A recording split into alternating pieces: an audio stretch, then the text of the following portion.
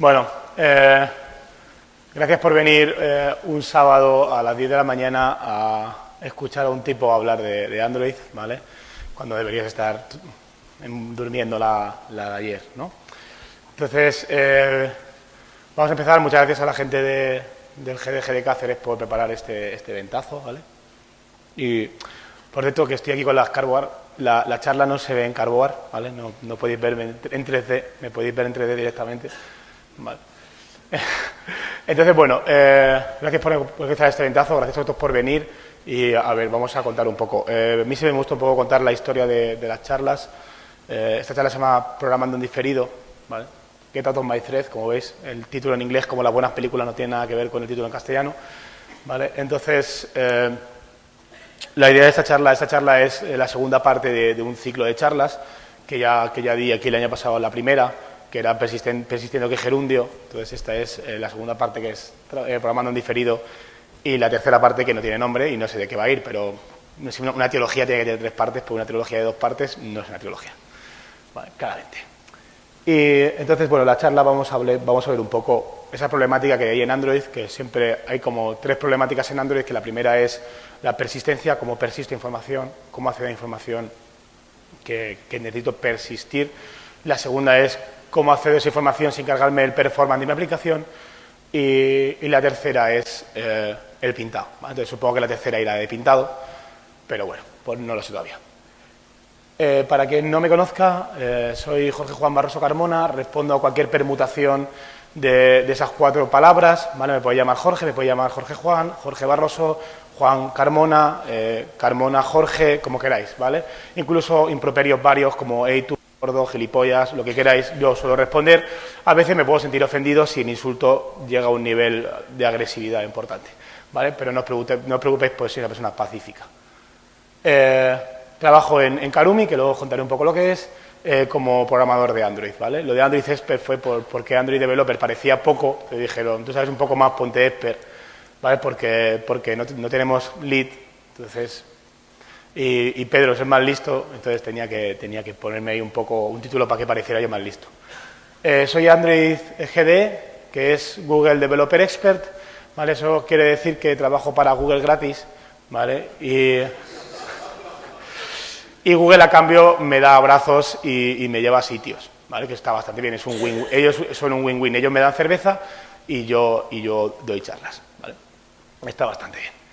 Entonces, bueno, eso solamente que es un reconocimiento que hacen a los developers por su trabajo para la comunidad o por que ellos dicen que eres un poco más listo que la media. Este es mi correo, jorge@karumi.com, ¿vale? Donde me podéis escribir lo que queráis, me podéis enviar preguntas, yo qué sé, las fotos de vuestros hijos, los mejores sitios para salir por Cáceres, no lo sé, o sea, memes de Cristiano Ronaldo haciendo el imbécil, lo que queráis, ¿vale? Que yo intentaré responderos. Si veis que en algún caso no os respondo, volver a incidir, ¿vale? Oye, mira, Jorge, te envié un correo hace 2 días, por favor, respóndeme, y si no, ya pues poder enviar a vuestros sicarios, a lo que queráis, ¿vale? Pero bueno, intento responder. Si veis que no respondo, no es porque os odie, es porque a lo mejor, pues yo qué sé, me enviáis por la tarde y estoy en un bar o algo así, entonces se me olvida, ¿vale? Digo, mañana respondo, ¿vale? Lo siguiente es mi Twitter, FreePress23, donde escribo de fútbol, programación y subo memes de Carl, ¿vale? De Carl, ¿vale? Carl, ¿vale? Entonces, bueno, es un poco lo que hago. Está en castellano, ¿vale? Supongo que aquí todos no tendréis ningún problema con el castellano, ¿vale? Yo soy el que más problemas tiene con el castellano, porque aún no sé hablarlo. Entonces, bueno, intento poner bastante chorradas. Podéis seguirme si queréis, porque tengo una prima en Karumi que me van dando más dinero por follower, ¿vale? Y la última es mi Google Plus, que lo tengo para hacerme SEO de mí mismo, que si cuando me busco en Google aparezco el primero y me siento bien, ¿vale? Solamente es ego, ¿vale? Entonces, trabajo en Karumi. No sé si aquí alguno conoce Karumi, pero bueno, llevamos unos años dando vueltas por medio mundo hablando de software.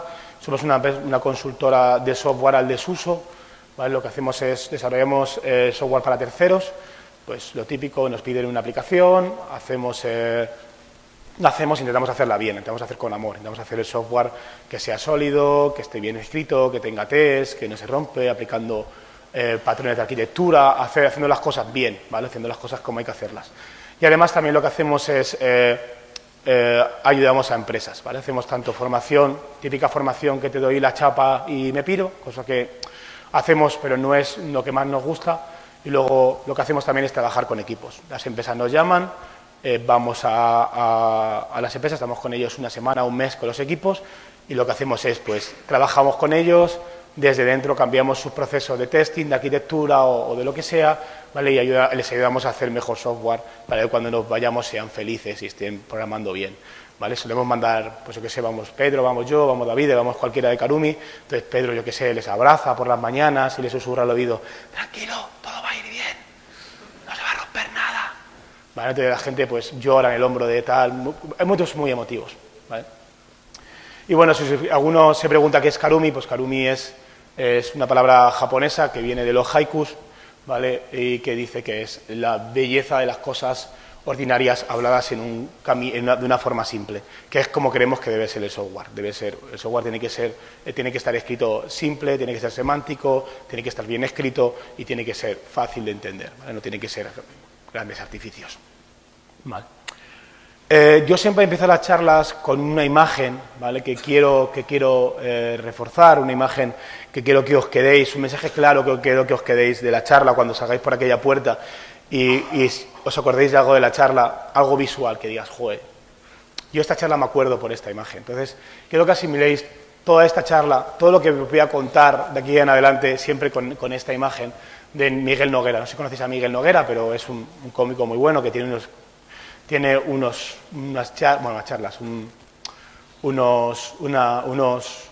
monólogos muy buenos reforzados por imágenes y unos cómics muy buenos. Entonces tiene esta imagen que a mí me parece maravillosa para explicar lo que vamos a ver hoy, ¿no? Si os fijáis, está ese hombre barriendo, ¿vale? Está barriendo, pero está cogiendo la escoba mal. O sea, yo sufro. Yo veo esto y sufro porque ese hombre está cogiendo la escoba al revés, así no se barre. O sea, así no se coge una puta escoba, ¿vale? O sea, esa no es la forma de usar esa herramienta.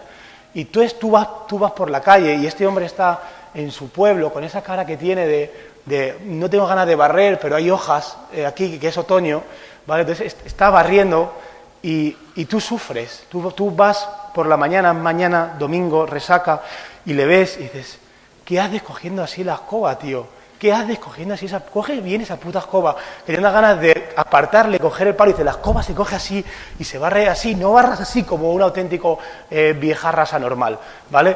Entonces, claramente ese es el mensaje que quiero que os llevéis de esta charla, aprender a utilizar las herramientas. No cojáis las herramientas mal, no utilicéis las herramientas mal, no cojáis la puta escoba al revés y os pongáis a barrer mal, porque lo que vais a hacer va a ser que vuestro trabajo no sea efectivo. Ese hombre seguro que barre mal, que barre y se queda todo sucio. ¿Por qué? Porque no sabe usar su escoba. Entonces, es lo que os pasa a la mayoría de vosotros y es lo que me pasa a veces a mí, que cojo una herramienta y no sé usarla y la uso mal, ¿vale? Y veremos al cabo de esta charla cómo cogemos herramientas, ya sea promesas o sea R y Java, y las usamos bastante mal. Y las usamos para lo que no son y las usamos sin sentido, ¿vale? Entonces, cuando estéis trabajando en vuestra empresa el lunes o el martes o cuando sea o dentro de una semana y vayáis a utilizar una herramienta, quiero que visualicéis a este viejarras con cara de cabreado que está el sábado por la mañana y no sabe utilizar una escoba, ¿vale? Entonces pensad, yo soy el viejarras que no sabe utilizar una escoba, ¿vale? Esa va a ser, creo que es la pregunta que os tenéis que hacer. Vamos a empezar como hilo argumental de la charla y como lo que tenemos que aprender a hacer cuando queremos hacer aplicaciones que se salgan del hilo de UI, ¿vale? Cuando queremos hacer aplicaciones que van a trabajar en diferido, que no van a bloquear nuestro hilo de UI, tenemos que intentar hacer los procesos, ¿vale? Lo normal, en tiempos antiguos, es hago un hilo, me voy fuera del hilo, ¿vale? Android nos da algunas soluciones que iremos viendo.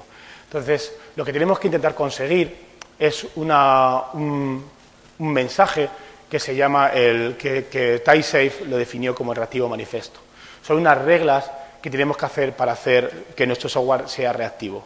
Hay mucha gente que confunde RX o ReactiveX con el manifiesto reactivo. No tiene nada que ver, ¿vale? Ya veremos que hay cosas que pueden ser reactivas, ¿vale? Y que no tienen por qué ser RxJava, ¿vale? O ReactiveX. El manifiesto reactivo lo creó TypeSafe, hubo como dos versiones, y lo que viene a decir son una serie de reglas que tenemos que cumplir cuando trabajamos con acceso a información, ¿vale? La primera es que nuestro software tiene que ser responsive, ¿vale? Que el sistema tiene que responder siempre, ¿vale? Que tenemos que ser capaces de hacer la información, ¿vale? Y que tiene que ser siempre usable, ¿vale? O sea, tiene que ser capaz de funcionar, ¿vale? Y tiene que ser consciente de funcionar rápido y funcionar bien, ¿vale?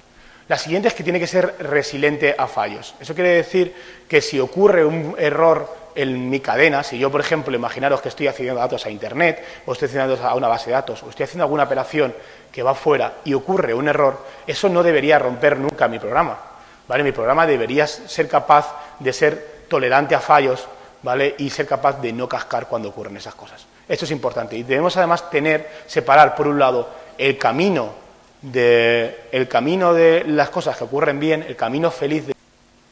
el camino feliz de mi software. Se ha ido el sonido, ¿no? Por un lado, y luego por otro, el camino de los errores. Tenemos que ser capaces de separarlo y que además no casque, ¿vale? Cuando hacemos muchas veces software, de repente lanzamos una excepción, un null pointer exception, se muere nuestro hilo, hemos perdido un hilo, hemos perdido la llamada y no somos capaces de saber qué ha pasado. Entonces tenemos que ser capaces de ser resilientes a fallos. La siguiente, que nuestro sistema tiene que ser elástico, ¿vale? Esto quiere decir que si yo le meto más información, si yo le meto más tareas, imaginaos que estoy haciendo una llamada a la API, pero de repente paso a hacer 30 o paso a hacer... Mi sistema tiene que ser capaz de amoldarse y seguir trabajando haciendo una llamada, haciendo 20 o haciendo 30. Supongo que tardará un poquito más, un poquito menos, pero tenemos que ser capaces de ser elásticos, de ser capaces de moldearnos a eso. Y la última, que tiene que estar basado en mensajes, ¿vale? Tenemos que ser capaces de enviar mensajes y trabajar siempre con mensajes, y no trabajar con null, ni trabajar siempre con objetos, y sean esos objetos los que contienen la información, ¿vale? Si ya son opcionales o son cosas que contienen el error, ya como trabajemos nos da un poco igual.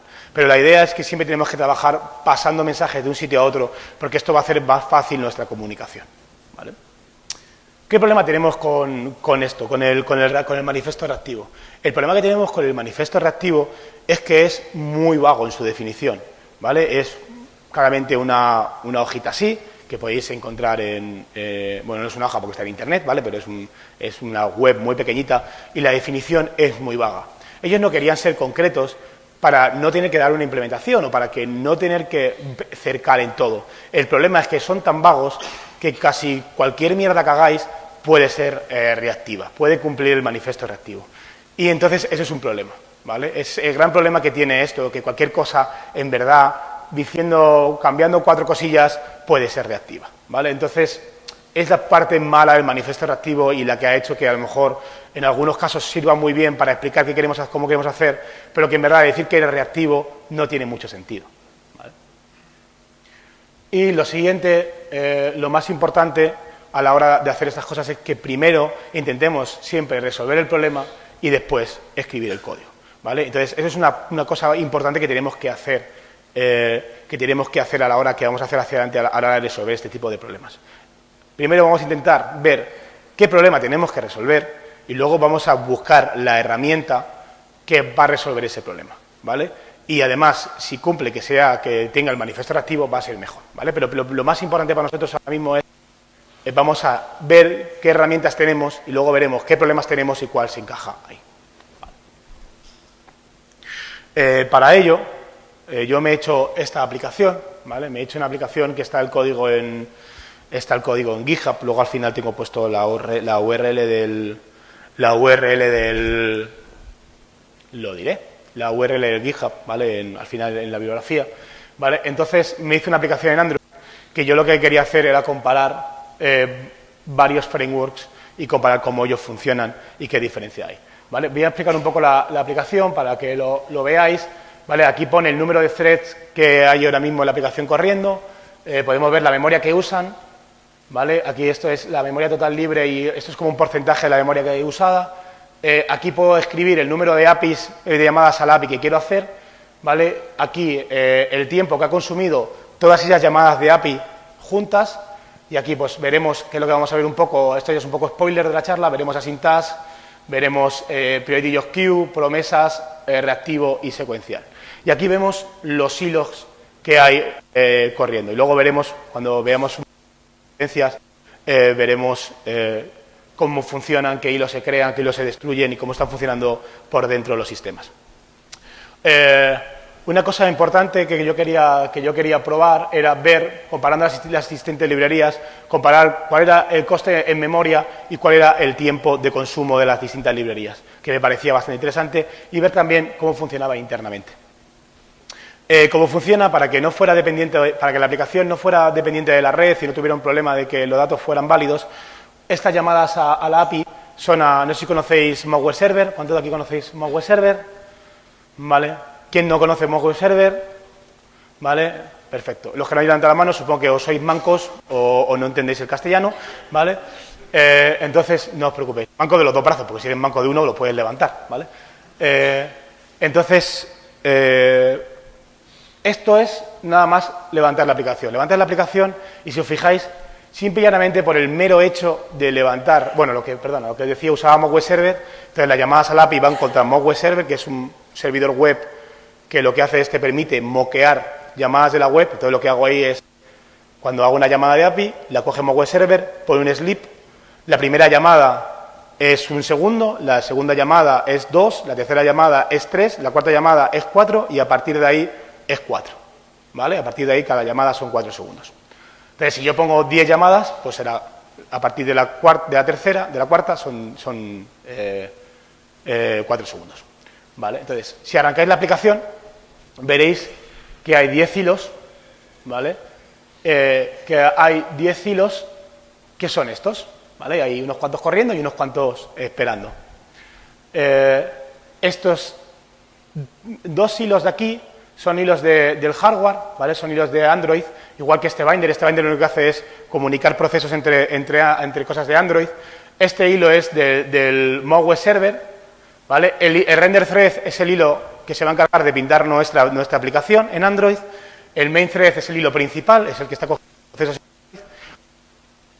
Hola, esto se gira y no se me oye. Que lo tengo tapado por un pecho. Hola, bueno. Entonces, me voy a poner un collar para que suene más igual.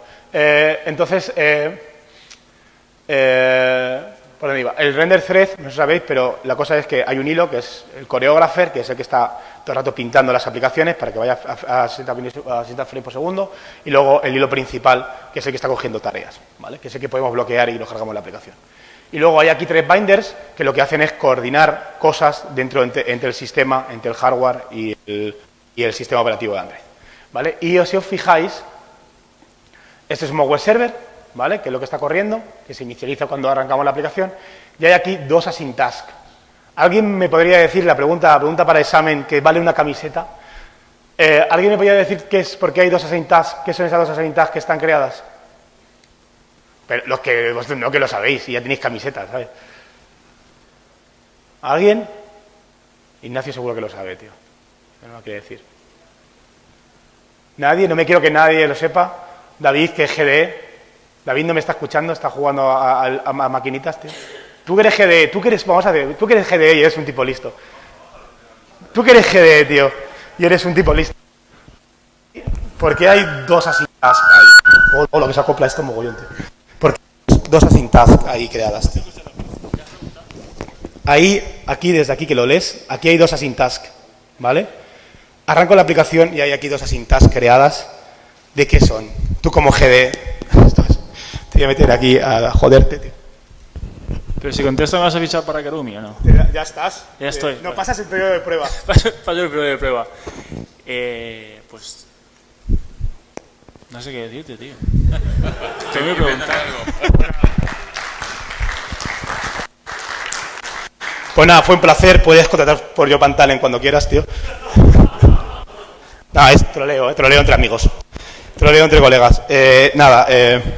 Esas dos asyntax que veis ahí tienen una fácil y sencilla explicación, que es, no sé si lo veis, aquí hay una caja de texto y hay un carrot, y ese carrot hace así y está ti, ti, ti, ti, ti, ti, ti, ¿vale? Y hay un listener, que es el listener que es, mientras tú escribes, tiene que lanzar, decir, has escrito, has escrito, has escrito, has escrito.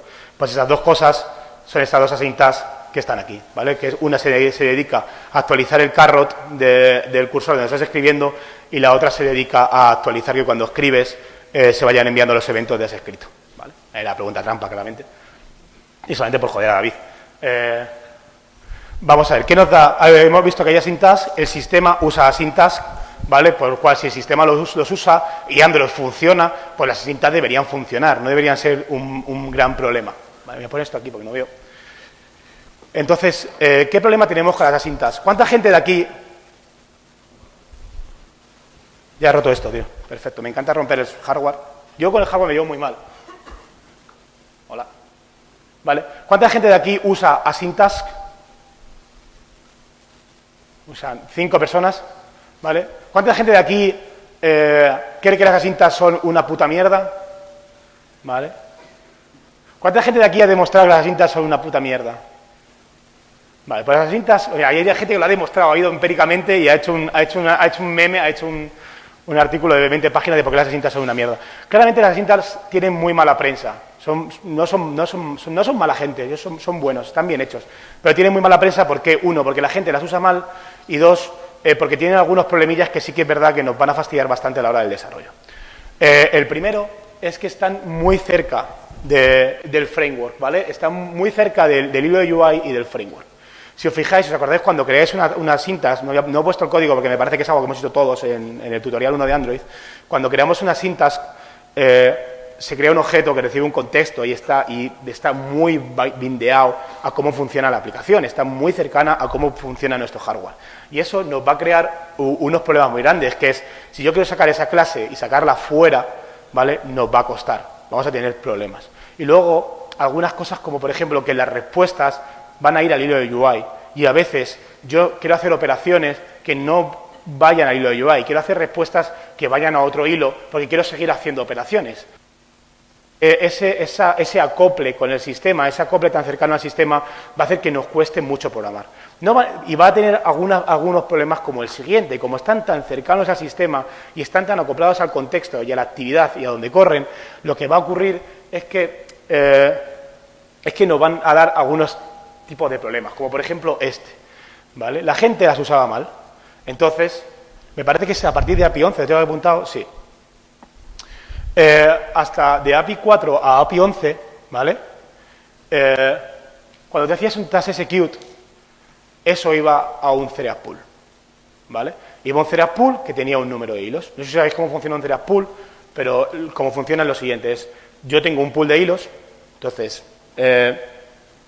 creo un hilo, perdón, tengo un pool de hilos, ¿vale? Por ejemplo, 5 hilos, voy creando runables y los voy metiendo ahí. Entonces, eso no crea un hilo por cada vez que se ejecuta, sino lo que hace, yo tengo un pool, hay una cola, meto mensajes, se van a la cola del thread pool, se ejecutan y así todo el rato, ¿vale? Entonces, el thread pool tiene 5 hilos y van cogiendo mensajes de esa cola. Bueno, esa cola no, de esa pila más bien. No, de esa cola. Entonces, eso funciona bien. ¿Qué pasaba? Que la gente empezaba a crear trillones de asyntax en los sitios para todo. Y empezaron a crear asyntax y asyntax y asyntax. Y a partir de API, y eso hacía que el performance de la aplicación un poco al carajo. ¿Qué pasó? Porque esas colas iban engordando. ¿Qué pasó? Que llegaron y como el performance era malo, alguien a partir de API 11 dijo: esto la gente lo está usando mal, el performance muy malo, ¿qué voy a hacer? Pues cuando hagas execute, voy a cambiar el código para que en vez de tener un thread pool con 4 o 5 hilos, voy a hacer un thread pool con un solo hilo, por lo cual todo va a ir secuencial. Y es como, ajá, muchas gracias, que lo que has hecho es para que vaya aún peor, ¿vale? Entonces la gente decía, joder, va muy lento, mis tareas no se hacen en paralelo. Era porque la gente lanzaba muchas asyntax y tenía problemas en las respuestas, porque tenían problemas de concurrencia, ¿vale? Yo lanzo una asyntax a la caché, otra asyntax a la red y luego llamo a la vez al adapter. ¿Qué pasa? Que estoy haciendo dos operaciones en el hilo UI que modifican la misma colección. Catacroker current effective modification, eso es bastante asperete, y de repente fallaba. La gente ponía Stack Overflow, oye, que mira, que hago ese syntax y a la vuelta me falla. Y en vez de decirle, oye, chico, no sabes programar, ¿vale? Tienes que hacer regiones o críticas, bloquear cosas, con un adapter es difícil, o no hagas esto, créate una copia del objeto, hay muchas soluciones que hacerlo. Pues dijeron, pues no, hacemos que vaya todo secuencial y así la gente, pues, como la gente no va a mirar si va en paralelo, pues que les da igual. Entonces, lo que hicieron fue, a partir de API 11, hicieron que esto fuera secuencial y lo que hicieron fue meter un task on executor donde podías pasarle un thread pull to, ¿vale? Y entonces, si vais a utilizar, por favor, la sintax, usar esto de aquí, ¿vale? Aprender a no romper vuestro software, hacer pasar objetos no mutables, esas cosas, ¿vale? Y dejar de usar esto.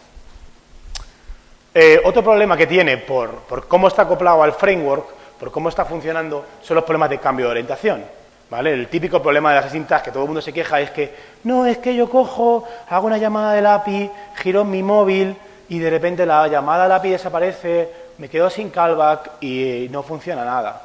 Y es como normal, porque la actividad está asociada al contexto de la aplicación. Cuando giro el móvil, desaparece el contexto. Al desaparecer el contexto, no tengo asyntax, no hay valor de vuelta, todo se va a la puta, ¿vale? Entonces, tenemos que tener cuidado con esas cosas. Entonces, ¿qué hicieron? Pues sacaron los loaders, que es un invento del demonio, que no voy a hablar ni de ellos, porque no deberíais ni conocerlos, ¿vale? Entonces, claramente los problemas de conexiones, porque las actividades están muy juntas. Y con esto no podemos hacer nada, ¿vale? Bueno, sí, hay gente que hace cosas muy guarras, como liquear todo el contexto de la aplicación, liquear toda la syntax, volver a hacer cosas extrañas, cosas que no deberíais hacer, ¿vale? Entonces, aquí está el gran problema. Y luego vamos a ver problemas de performance, ¿vale? Aquí veis un Git donde vamos la aplicación, le doy a la syntax, ¿vale? Y se van creando asyntax aquí. Si os fijáis, una de las cosas buenas que tienen que es que todas las asyntax corren sobre el mismo thread pool. Entonces, si os fijáis, varios hilos, lo que va ocurriendo es que, si os fijáis, se ejecuta este hilo, ¿vale? No sé si lo vais viendo, cómo se van activando las asyntax, ¿vale? A ver, ahora cuando vuelva a aparecer aquí, ¿vale? Llega, hay dos asyntax, creo otras dos, se ejecutan estas tres, y como me llamadas al API, luego se ejecuta esta y acaba, ¿vale? Lo bueno de esto es como el thread pool es compartido, como yo tengo solo 5 hilos, si pongo 20 llamadas al API funciona. Y si os fijáis, el tiempo está bastante bien. Es el tiempo que son los 4.000 milisegundos, que es la llamada de API más costosa, más un poquito de tiempo de aquí, que son 10 segundos, que es el tiempo más o menos de coordinar, lanzar las cosas, bueno, 10, perdón, segundos, no, milisegundos, ¿vale? Que es el tiempo de coordinar, lanzar las cosas y todo eso, ¿vale? Entonces, parece que las cintas funcionan bien. Entonces, resumen de las cintas. ¿Funcionan bien? Ellas funcionan bien, saben cómo funcionar, sois vosotros las que les usáis un poco mal. Uno, porque el problema, sí que es verdad que tiene un problema de cambio de contexto y de orientación, que ahí no hay más tutía. Entonces, ¿cuándo voy a usar una syntax? Supongo que en el mismo caso en el cual la usan ellos dentro de la caja de texto, que es cuando quiero hacer algo que es independiente del contexto, independientemente del contexto de... lo diré... independientemente del contexto de la aplicación, ¿vale? Me da igual que si giro la pantalla desaparezca, que se pueda recrear y que esté muy ligado al framework, muy ligado a la UI, como por ejemplo el carrot que está parpadeando o actualizar cuando yo voy escribiendo, ¿vale? Es un claro ejemplo de uso de cuando usar una syntax. PrettyJoSQ. PrettyJoSQ es una librería que nació un poco para resolver ese problema que había de cambios de contexto, trabajo con hilos, era un jaleo, ¿vale? Porque cuando querías hacer algo mejor, que estuviera menos comprado el framework, acababas haciendo un thread pool, manejar hilos es un poco jaleo, tienes problemas de concurrencia y todo eso. Entonces, este tipo hizo una librería que estaba basada en el concepto de consumidores, productor-consumidor, donde lo que vamos a tener es gente que está generando tareas, ¿vale? Que producen tareas y gente que las consume. Entonces, lo que podemos tener es que vamos a crear un thread pool también, pero lo que podemos hacer es que cada thread pool se puede encargar de más de un objeto. Puede ejecutar más de un objeto secuencial y cosas así. Entonces, nos va a permitir hacer cosas como grupos, como hacer algunas operaciones con ellos. ¿Qué nos ofrece? Además de ofrecernos poder coger trabajos, crear objetos que llaman jobs y ejecutarlos en background, creo un objeto job y se lo paso a Priority.queue y él lo va a ejecutar, ¿vale? Nos va a permitir hacer algunas cuantas cosas que están bastante bien dentro del framework. Como, por ejemplo, poder definir prioridades, ¿vale? Yo puedo coger, imaginaos que tengo tareas de update, actualízame, actualízame, actualízame, actualízame, pero de repente tengo una muy importante que es como desloguéame. Pues el desloguéame le doy una prioridad más alta, se va a meter en las colas por encima y se va a ejecutar antes. Grupos, como por ejemplo, quiero que estas 4 tareas se ejecuten en secuencial, entonces van a ir todas al mismo consumidor. O delays, decir, quiero retrasar esta tarea un tiempo. O stores, ¿vale? Que es decir, si no tengo conexión, por ejemplo, esta tarea me la guardas y la ejecutas cuando tengas conexión.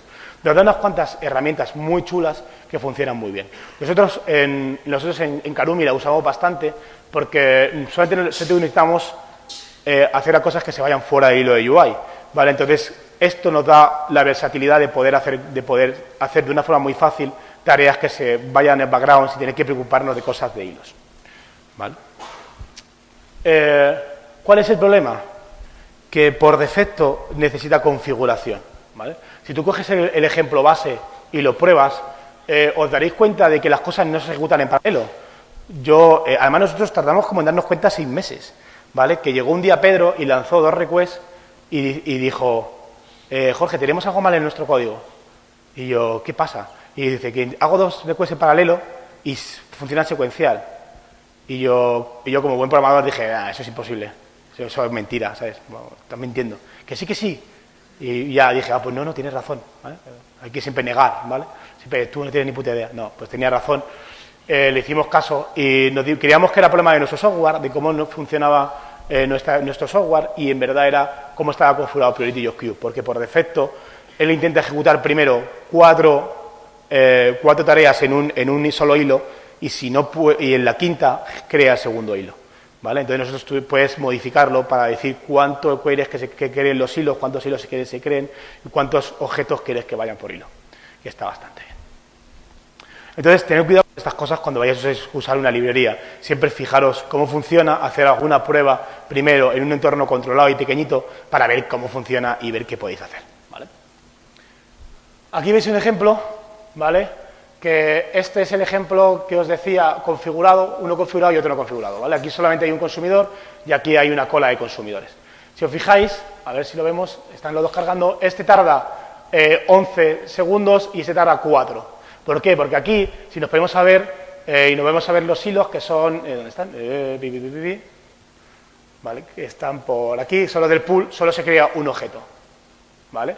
Si os fijáis, solo se crea un objeto, entonces todo está ocurriendo secuencial, y esta es la configuración por defecto de Priority.queue, por lo cual es un poco mierda, ¿vale? Mientras que aquí, si os fijáis, cuando le damos, se van a crear varios objetos que estarán por aquí, y por aquí, ¿vale? Y voy viendo que se van ejecutando 3, ¿vale? Que son estos threads de aquí, ¿vale? Perdona, este es el thread, un thread, y aquí hay 3 threads, ¿vale? 1, 2, 3, y aquí 1, ¿vale? Entonces, hay que tener cuidado con esto, ¿vale? Tenemos que aprender a configurar nuestras herramientas. ¿Qué problema tenemos? Que mientras que las syntax, las respuestas iban al hilo de UI, Priority.queue no nos da nada para devolver respuestas, no nos da ningún mecanismo para devolver una respuesta de que un objeto ha terminado o que un objeto ha acabado. Entonces, ¿qué acabas haciendo? Pues puedes acabar haciendo buses, ¿vale? Que es lo que hace mucha gente. Yo no lo recomendaría, ¿vale? Porque los buses son un poco locura, porque al final acabas perdiendo el flujo de tu aplicación, no sabes dónde va, el código salta de un sitio a otro, y es un poco loco hacerlo todo con buses, ¿vale? Pero es una solución. Si queréis morir por buses, pues está bastante bien. Si queréis otro un bus, pues está bastante bien. No, tened mucho cuidado con esto porque pierdes mucho el flujo del debug y el flujo de los objetos. Al final es como un goto a etiqueta, ¿vale? Y dices, cojo este objeto y lo lanzo por ahí en un canal y ya lo cogerá alguien. Y tú tienes que estar viendo por tu código quién lo coge, lo cual es un poco weirdo, ¿vale? Callbacks, esto es la selección más sencilla. Yo cojo un callback, le paso un callback a mi objeto, cuando acaba devuelvo por el callback, ¿vale? Y luego un post to handler, ¿vale? En Android tenemos los handlers, que puedes decir dónde quieres que ocurran, si en un hilo, en un handler thread o en el hilo de UI, y tú puedes coger un mensaje y postearlo a ese handler y que funcione, y ya te aseguras de que vaya al hilo de UI, ¿vale? Son soluciones.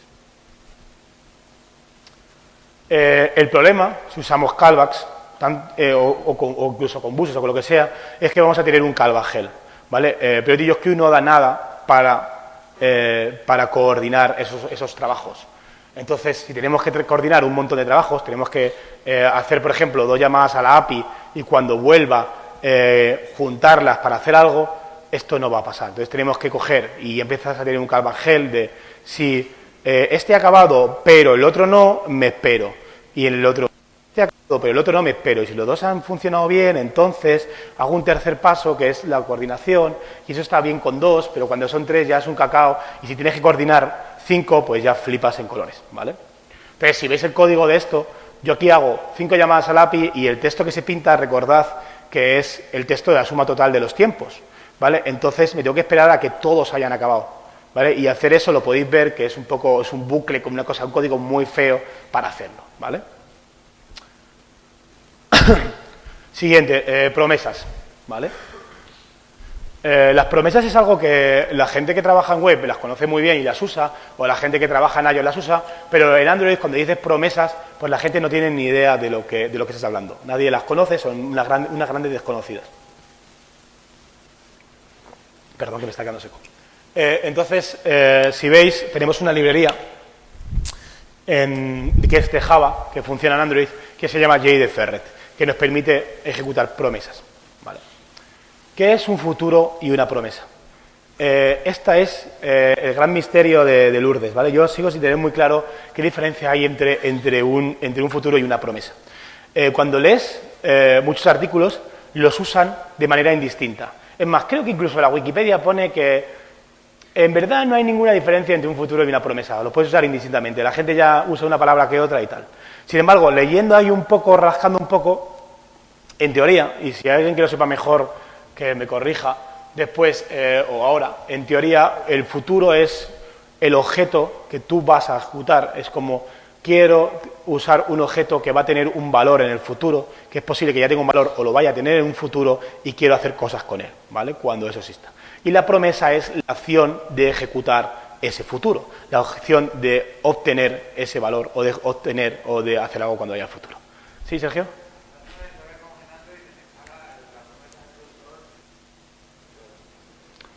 Ya, pero eso es en escala.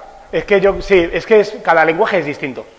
Pero bueno, yo digo, en la Wikipedia ponía un poco eso. Yo la verdad es que en cada sitio que leo una cosa. Y en cada lenguaje, por ejemplo, Java tiene futuros, ¿vale? Java 8 tiene unos futuros nuevos, pero los futuros de Java ya de por sí tiene un objeto futuro, pero eso no es un futuro. Porque si haces un get del futuro es bloqueante. Y una cosa que te tiene que decir el futuro es que no bloquee la ejecución, porque si no vaya cachondeo el futuro, ¿vale?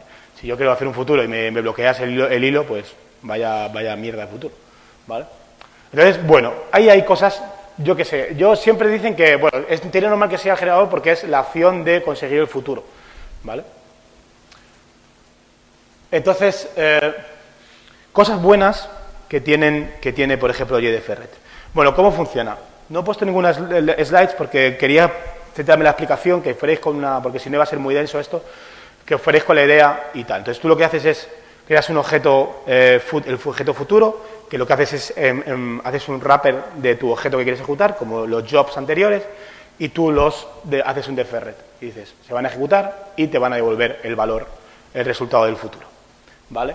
Entonces, esto nos va a permitir hacer algunas cosas que no podíamos hacer en PriorityJobQueue. No os acordáis que el problema que tenía PriorityJobQueue era que yo no podía decidir dónde iban los valores de respuesta. Siempre iban a un hilo y tenía que hacer un callback o un bus o lo que sea. Pues una de las cosas buenas que tiene JDFerret, ¿vale?, que tiene esta implementación de futuros, es que nosotros podemos decidir dónde se va a ejecutar, si quiero que se ejecute en un hilo o en un 10 minutos. Pero no puede ser. Pues me queda un montón de charla. Bueno, dónde se puede ejecutar, dónde van las cosas y dónde no, ¿vale? Aquí vemos un ejemplo, ¿vale? Bueno, voy a pasar un poco esto, que si tengo poco tiempo. Bueno, luego 10 llamadas y si veis, funciona bastante bien. Si tirará 4 segundos, ¿vale? Y se van creando hilos, ¿vale? Están ahí abajo, no se ven bien, pero podéis ver en el web server cómo va yendo uno a uno, ¿vale? Y para hacer 10 tarda 8. Funciona bastante bien. ¿Qué nos van a aportar los futuros, además de poder elegir dónde queremos recibir las respuestas? Nos van a aportar, podemos hacer coordinación, ¿vale? No se puede hacer una coordinación bastante básica, tiene operaciones de mapping y cosas así, pero lo guay es que podemos hacer esto, que es, yo puedo coger 3 promesas, ¿vale? Tienes promesas que quiero ejecutar, tienes futuros que quiero ejecutar y decirle, cuando hayan ocurrido los tres, haces esto. Y si no, haces un fallo. Además, fijaos también que me separa los caminos. Es reactivo ya porque me separa los caminos del fallo de los caminos del suceso. ¿Vale? Y además me da alguna operación, ¿vale?, para poder hacer operaciones con esos datos. Como por ejemplo en este caso, lo que llaman el filter, que no es nada más que un map, ¿vale?, que es cuando reciba el valor, me lo aplicas y me lo multiplicas por 10 en este caso. Puedo hacer operaciones, pequeñas operaciones funcionales de composición. No tienen mucho más. Es una librería muy sencilla, pero que me va a permitir hacer pequeñas coordinaciones entre futuros y salirme de UI sin tener que montar grandes cosas, ¿vale? Está bastante bien. Aquí quería ir rápido con Agera, ¿vale? ¿Cuántos de aquí conocéis Agera? O Agera, o Águera, o lo que sea. ¿Vale? Intenté hacer un ejemplo, llevo 3 días intentando hacer un ejemplo con Agera. He conseguido hacer un ejemplo, pero no soy capaz de hacer que funcione en paralelo. Funciona siempre secuencial. Y tiene un poco de sentido por cómo funciona la librería. Tengo que hablar un poco con ellos, pero a ver, cuando tenga el código os lo subiré para que lo veáis. Y de mis 4 o 5 días trabajando con Agera, os voy a dar unas cuantas cosas, ¿vale? Agera, en teoría, para el que no lo sepa, ellos dicen que es un conjunto de clases e interfaces para ayudar a hacer programación funcional, asíncrona y aplicaciones reactivas para Android, ¿vale? Pongo así porque sí que es verdad que es reactivo en el sentido de manifiesto reactivo, pero no penséis que esté relacionado nada con RxJava porque está bastante lejos de lo que es RxJava, tanto en su uso como en su fin, como en su implementación, ¿vale? Lo de funcional, pues no sé, lo dirán porque tienen algo que tienen algunas funciones, ¿vale? Y lo de asíncrono sí porque es asíncrono, ¿vale? Pero se queda un poco ahí entre medias, entre lo que son la RxJava y las promesas. Pero tiene algunos casos de uso muy interesantes, ¿vale? Aquí sí que lo he puesto porque este código, si no lo ha visto nadie, tiene una API Fluent que es un poco rara porque no es Fluent del todo. A lo mejor si yo aquí, bueno, quiero decir que no es completa del todo porque si yo aquí, por ejemplo, pongo from y hago punto, me salen unos métodos y si no hacen otros. No siempre devuelven el mismo tipo de objeto, devuelven distintos tipos de objetos que luego tienes que volver atrás. Tienes que hacer cosas un poco feas. Cuando estás trabajando con una API Fluent no te mola nada, ¿vale? Aquí lo que dices es, funciona con una cosa que llaman repositorios, no tiene nada que ver con el patrón repositorio ni nada, es colecciones, son data sources, digamos, o clases que proveen datos que se pueden emitir, ¿vale? Es como, digamos, un emisor de datos, lo que sería un observable, ¿vale? Entonces, tú aquí puedes emitir objetos, aquí le dices que el repositorio está vacío, que esto no tiene datos, el observe es cuando quieres que las cosas ocurran, puedes hacer, si quieres, que funcione por loops, por cada ciclo, ¿vale? Y aquí le dices, igual, ¿dónde quieres que vayan las cosas? Dices, esto quiero que me lo hagas fuera, y aquí le dices, ¿dónde quieres que me llamen las cosas? Este es el que te provee la información, ¿vale?, para este repositorio. Es un poco raro y además tiene algunos problemas que lo iremos viendo. El primero, que nos tenemos que estar suscribiendo en nuestro resume o on pass, en nuestro ciclo de vida, las actividades o fragmentos o servicios o lo que sea, tenemos que estar haciendo estas llamadas. Entonces, si tienes más de un repositorio, esto empieza a ser la fiesta de los register y de los unregister y acabas liándola bastante parda. Porque como se te olvida alguno, estás liqueando memoria, ¿vale? Voy a intentar ir rápido. Y luego tiene cosas como que está siempre muy acoplado al framework, como por ejemplo, se han hecho cosas como tú puedes crear un swipe refresh, pasarle un refresh observable y decirle, cuando yo haga swipe, ¿vale?, vas a hacer un observe, que quiere decir, voy a otra vez a ir al repositorio y a ejecutar todo el proceso de emisión de información. Lo que hace es, los repositorios emiten información, ya sea bajo demanda o cuando hay un cambio en él, y lo que hemos visto aquí antes, esto de aquí, esto que es un UDATeable, recibe esa información, ¿vale? Entonces, ellos lo que hacen es, lo compran 100% al framework, y cuando yo hago pull to refresh, le paso un objeto que va a invocar esto, y cuando me llega el UDATeable se lo paso aquí al repositorio, se lo paso al adaptador. Entonces, cuando yo hago pull to refresh, la información directamente va a ir al adaptador sin escribir código.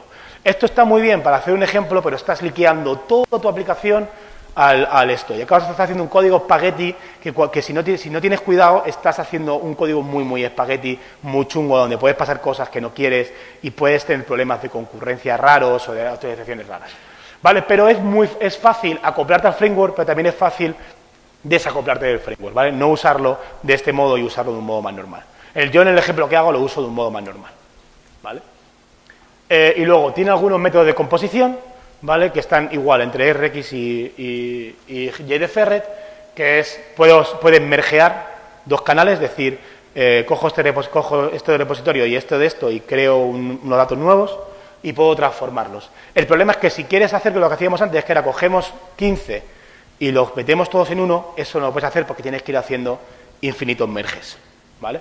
O una cosa que ellos llaman, bueno, da igual porque no me voy a quedar sin tiempo, pero una cosa que ellos llaman reservoirs, que yo no soy capaz de hacer que funcionen bien porque funcionan siempre secuenciales, ¿vale? La documentación es escasísima, hay una wiki y está escrita bastante mal y no hay ejemplos, ¿vale? Hay un par de ejemplos que son los más básicos que os podéis imaginar para hacer. Voy a la API, cojo información y poco más, ¿vale? Así que, por ahora, si queréis trastear con ella, podéis trastear, pero está un poquito verde. RX Java, ¿vale? RX Java, la idea es combinar tres cosas que son el patrón observador, ¿vale? Es el patrón observador, el patrón iterador, poder iterar sobre cosas, y la programación funcional, poder tener funciones, ¿vale? La cosa es que tú tienes que cambiar tu mente, ya no es yo invoco algo como hacíamos hasta ahora y recibimos información, sino que es yo observo cambios y los cambios son emitidos, ¿vale? Tanto en Agera como aquí. Entonces, esa es la parte que tienes que cambiar. Tienes que pensar que no eres tú el consumidor de la información, ¿vale? Esto, por ejemplo, es un ejemplo de cómo funciona, ¿vale? Aquí hay emisores que lo que hacen es emitir información y aquí hay otro emisor que emite información. Entonces, puedes hacer lo que se llaman operadores, que son funciones que se encargan de coordinar o uno o más emisores. En este caso, el caso del zip es una función que lo que hace es coge esto y lo combina, coge esto y lo combina, coge esto y lo combina, y esto y lo combina. Lo cual está bastante bien porque yo puedo combinar información. Entonces, yo como observador me va a llegar este 1A y no tengo que hacer nada de esto, ¿vale? Y la semántica es bastante sencilla. Y luego igual, también puedo elegir en qué sitio se ejecutan las cosas, ¿vale? El observe form, tal, y subscribe form, tal. Tened cuidado porque muchos ejemplos están con esto. Subscribe form, scheduler, new thread. Tener cuidado porque si hacéis esto de aquí y no ponéis .io o algún tipo de scheduler, vais a crear un hilo por cada una de las cosas. Y eso lo que te va a hacer es joder bastante tu performance y vas a crear 100 hilos o X hilos y te vas a cargar todo. Y también tened cuidado de dónde ponéis el observe, porque el subscribe, porque a partir de entonces, es donde empieza la asincronidad. Entonces, si tenéis el problema de que lo ponéis al principio, hacéis, por ejemplo, en mi activity pongo subscribe on, lo que va a ocurrir es que se va a crear solo un hilo. Y si luego hacéis un merge y un zip o no sé qué, todo ese código va a ir en secuencial, ¿vale? Tenéis que hacerlo en el extremo derecho donde queréis que vaya la paralelización. Si vemos aquí, bueno, voy a saltar los ejemplos, pero si vemos aquí funciona bastante bien, ¿vale? Y es el que más consumo de tiempo lleva, ¿vale? Es el que más tiempo pierde. La diferencia es pequeña, pero es el que más tiempo pierde. Voy ya acabando, ¿vale?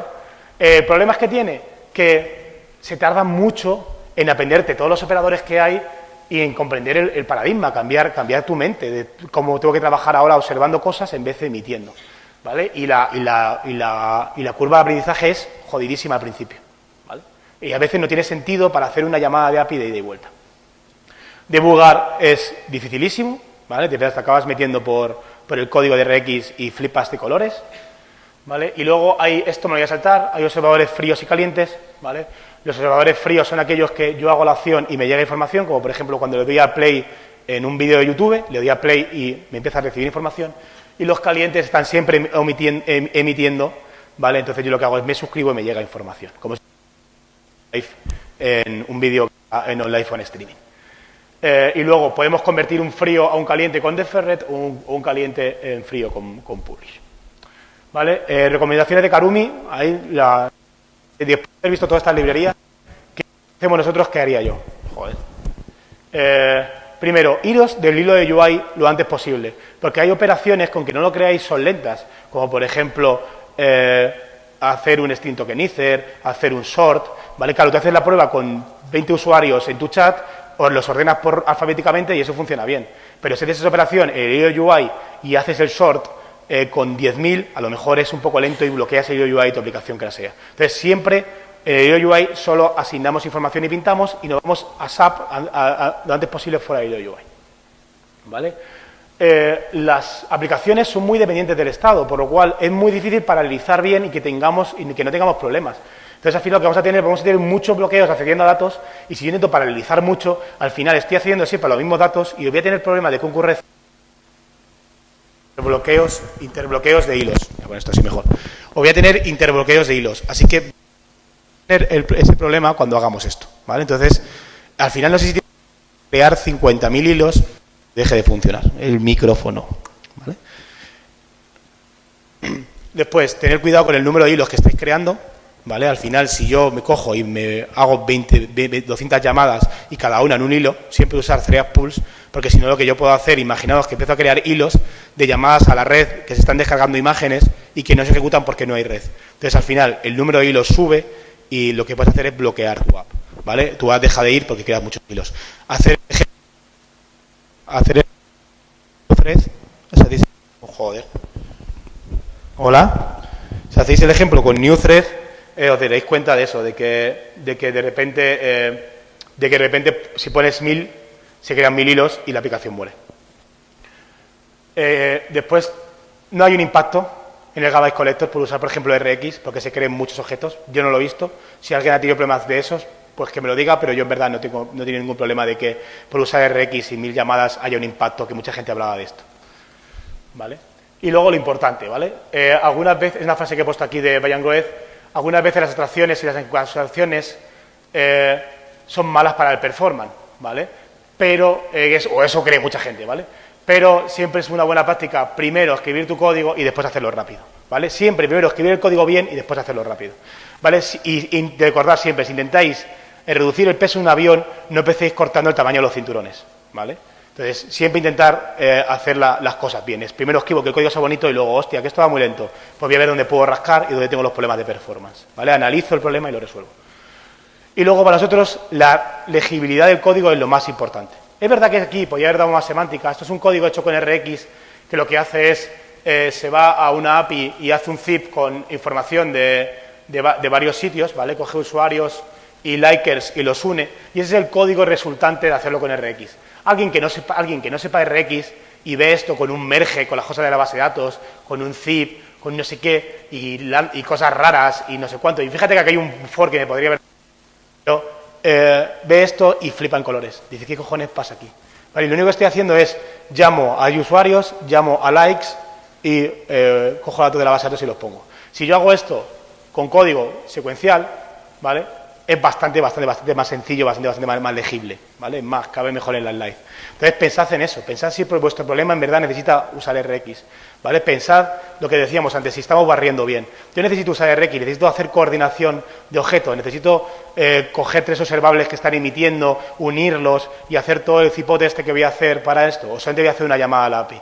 Pues si hago una llamada a la API, si vosotros veis el código de Rossi, ¿vale? Cuando hacemos una llamada a la API, lo que hacemos es, nos vamos del hilo de UI una vez, solo una vez, que es cuando ejecutamos los casos de uso, y todo el código a partir de ahí es secuencial. Voy a la base de datos, me tengo información de la base de datos, voy a la API, me tengo la información de la API, la escribo y la devuelvo.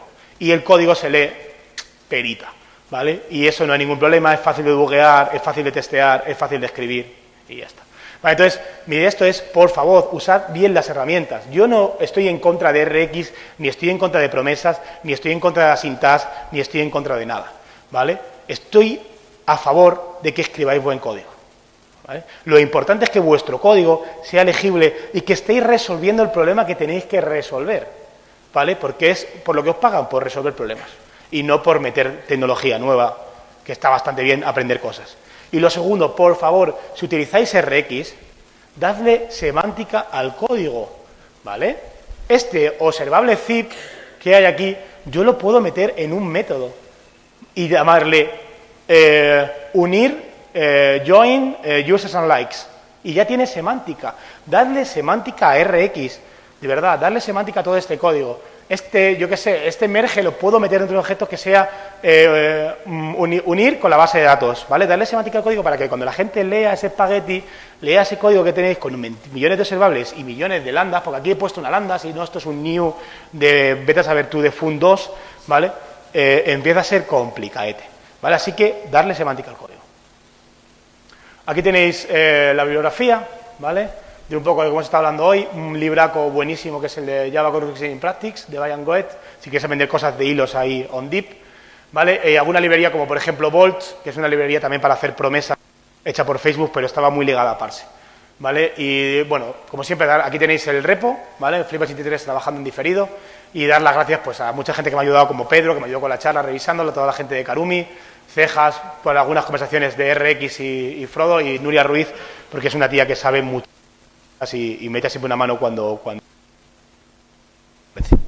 ¿Vale? Creo que no habrá tiempo para preguntas, porque seguro que ya me he pasado del tiempo, ¿vale? Pero voy a estar por aquí, ¿vale? Entonces, si me queréis preguntar algo, yo os incito a que me capturéis y me invitéis a cervezas, ¿vale?